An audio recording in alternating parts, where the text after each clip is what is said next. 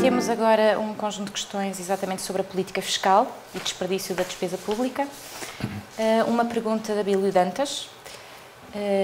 Neste caso, ele pergunta por que razão o Bloco não propõe a baixa significativa das pensões douradas, de mais de 10 mil euros, e das pensões milionárias que não foram contributivas.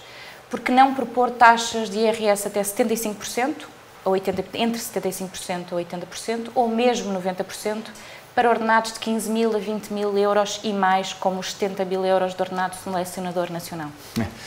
É uma boa pergunta. Vamos lá ver, as pensões são constituídas, em regra geral, há exceções, e o Abílio Dantas fala delas, mas são constituídas, em regra geral, a partir do desconto que o trabalhador fez. E, portanto, há pensões muito elevadas que são geradas pelo facto de haver rendimentos anteriormente muito elevados. O Bloco de Esquerda sempre defendeu que o sistema de impostos deve ser progressivo e, portanto, defendemos que quem ganha menos deve pagar uma taxa pequena ou nenhuma, se estiver abaixo de um limiar, enfim, mínimo, e quem ganha muito deve pagar uma taxa muito mais elevada. Sempre defendemos que assim fosse.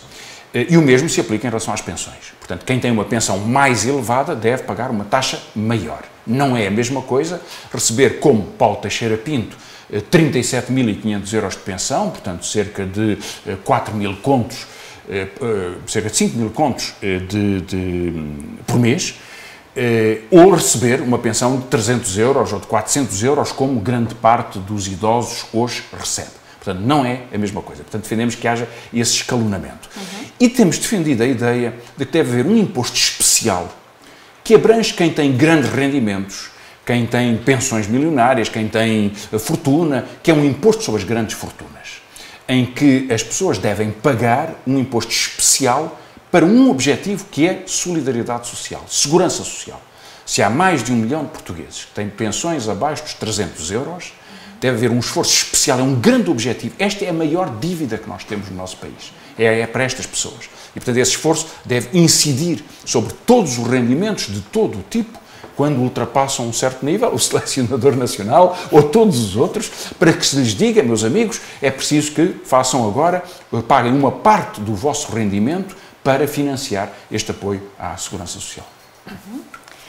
Temos uma pergunta de Helena Romão, via Facebook. Helena Romão gostaria de ouvi-lo falar sobre as consequências reais para a vida das pessoas dos cortes na cultura. Portanto, cortes, obviamente, neste Orçamento de Estado para 2011, face aos parcos recursos que vêm dos orçamentos anteriores, acrescidos das subidas da taxa de IVA imposta aos poucos produtos culturais que tinham taxa reduzida. Portanto, qual é a consequência, neste caso, para a área cultural? Houve uma notícia não fundamentada de que ia haver um aumento do IVA para os livros. Isso não está previsto. Há um enorme aumento do IVA geral sobre a população portuguesa, mas nessa matéria não, e os factos são os factos. E, portanto, devemos cingir a eles. É verdade o que a pergunta sugere, é inteiramente verdade, há um corte dramático nos investimentos culturais. A política cultural é uma política que tem que ser muito diversificada, tem que ter um objetivo de criação de públicos, tem que ter um objetivo de apoio à produção. Evidentemente, a política cultural não é só o apoio que o Estado dá, é a criação das pessoas, é a sua invenção, é a sua associação, mas o Estado tem que ter um papel promotor da diversificação cultural, do pluralismo cultural, da criação, da invenção, para que haja cinema português, para que haja teatro, para que haja música, para que haja dança, para que haja, enfim, expressões de artes plásticas, para que haja um conjunto diversificado de oferta e de produção cultural. A Ministra já tinha tentado, no verão passado, cortar 15% de todos os apoios culturais, incluindo retirar apoios que já estavam contratualizados. E nessa altura houve uma resposta extraordinária da parte dos produtores culturais e dos artistas em Portugal. De todas as áreas, juntaram-se em grandes reuniões, protestaram e a Ministra recuou. Bom, o que ela faz agora é repor exatamente a mesma ideia. E, portanto, o que ela nos está a dizer basicamente é que os contratos de apoios que estão em curso continuam, não haverá mais, quando se esgotarem, acabou. Ou seja, a cultura é uma espécie de contrato a prazo com a sociedade e, portanto, vai desaparecer. E isso é perigosíssimo.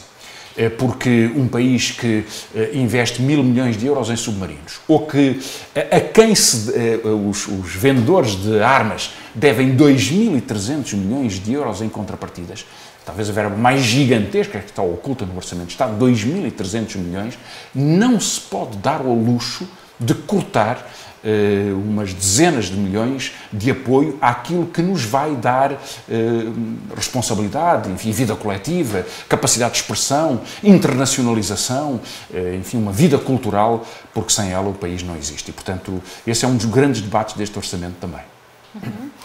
Temos uma pergunta de David Costa, via Facebook. Ele pergunta-lhe se não é benéfico para Portugal vir cá o FMI de forma a gerir as contas que ninguém sabe gerir. Não, não é. O FMI não vem gerir contas. O FMI não é um contabilista, não é um técnico oficial de contas. O FMI é uma embaixada política de quem pretende provocar uma recessão.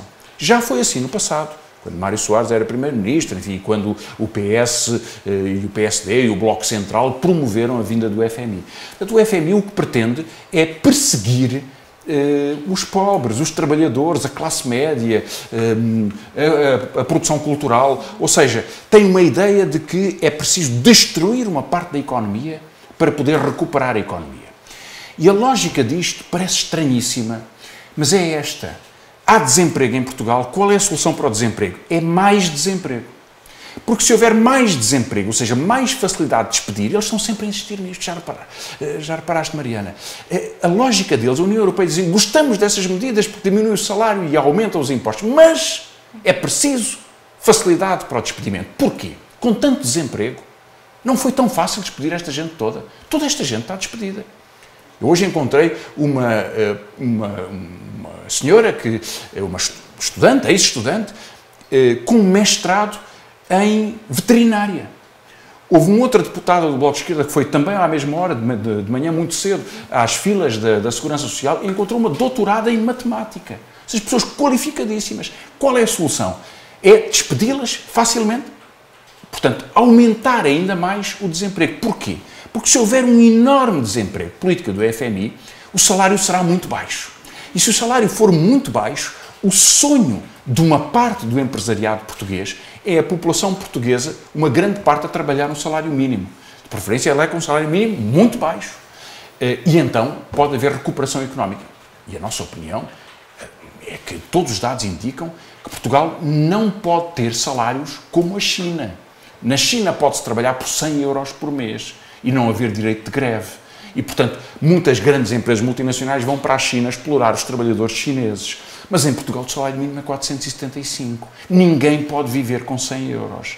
E, portanto, a posição do FMI é degradar, destruir, amarfanhar a economia portuguesa para facilitar que um número cada vez maior de trabalhadores fique preso no salário mínimo nacional. Não há nenhuma vantagem nisso, não há nenhuma conta certa nisso, senão a desgraça da vida das pessoas.